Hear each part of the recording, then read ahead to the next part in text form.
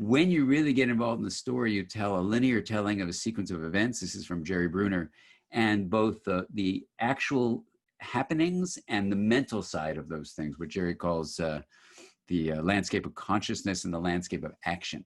Right.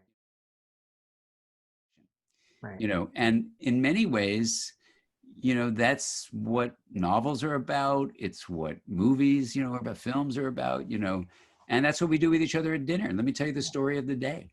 Well then, but we've not, right? So if it has that kind of profound impact on a human being to be able to make sense of their lives and get integrated with whatever it is, you know, if it cannot, my thought was it cannot be limited to children, right? And I think I got this from you through our neuroplasticity and our ability to reshape the structure of our brains.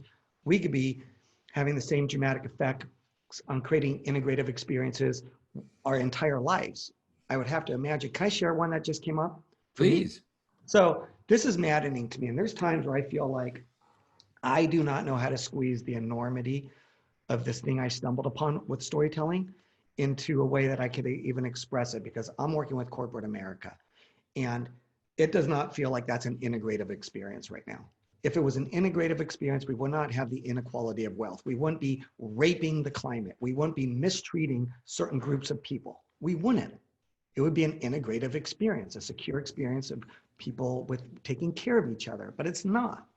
Right. And I don't know how to express this to people, but I always make sense of it in my own life as I express the power of story through the experiences, like my intimate experiences. And I had one with my youngest daughter who's just graduated high school, although she didn't, you know, there's no graduation.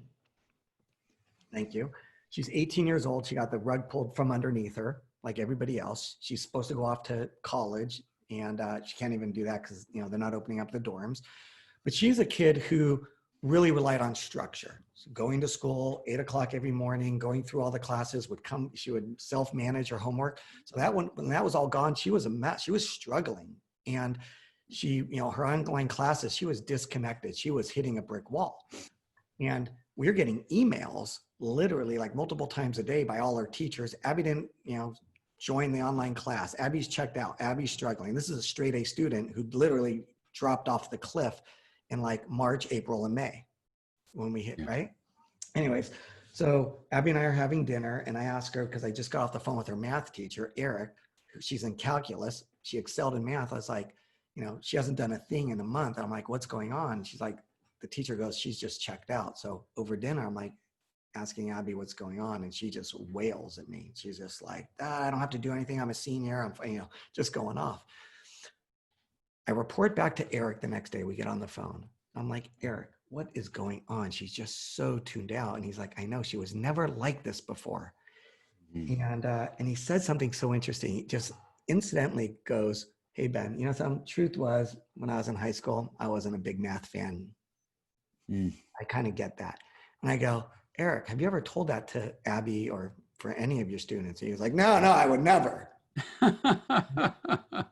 I don't want to get into coaching him how to relate to yeah. It was incidental. I might have threw a breadcrumb out, but anyways, a couple nights later, Abby and I are having dinner again. I go, Abby, what's going on with math? Dan, it's like a different human being. She's like, Dad, I got it. Don't worry about it. I'm good. I'm doing all my homework. I have a plan. Eric and I are straight. Like, we got this. We have a whole thing. I'm cool. But she said it in a way when you hear somebody with some confidence, it's like, okay, she has this thing, right? Nice. Yeah. I did not ask her anymore. I emailed Eric the next day. I was like, Eric, what happened? Like, Abby seems to be okay. He's like, yeah, she's good. Let's get on the phone. I'll tell you what happened. Get on the phone with Eric, her calculus teacher, the next day. And he goes, Ben, I was on the phone with Abby doing a check-in. We were doing a Zoom call like this. And he goes, I was thinking about the conversation you and I had, and I wondered why I never told my students I did not like math, because it would be like a faux pas. It would be off limits. So he's like, that's a faux pas, right? So he goes, as I was talking to Abby, I told her I didn't like math when I was in high school. He goes, but Ben, that's not all. There's something else I have to tell you. And I'm like, what? He goes, then I told her something I probably should have never said. And I'm like, what? And he goes, I told her I actually dropped out of high school. Wow. Right? And then I go, what do you mean? He goes, well, my parents got divorced when I was like in my mid-teens. I totally struggled. I was never into math. I actually dropped out of high school. I would never tell that to any of my students because his fear would be it would be giving them license. Mm. He totally opens up and says this thing. He goes, I never shared that with anybody. But you did with Abby. He did with Abby that day on that Zoom call, right? And here's the thing. I don't know what happened, what else happened on that Zoom call, but I know there was no time for him to teach her calculus. Yeah. And I can only imagine that what he opened up and shared with her almost like uncorked Abby, and something happened in her. And I never made sense of this language, integrative, energy, information. But Yeah. no, she was able to make sense of something. Was it because she wasn't alone? She was seen, she was heard. But I think like that kind of storytelling. Yeah. No, exactly. Well, and it's storytelling, thank God for Eric, that was coming from an authentic place, exposing his really vulnerable aspects, and it was from his heart, really, and he was being real rather than, I mean, there's one way to think about it is, we have a public face we often put out that is different from a coherent narrative.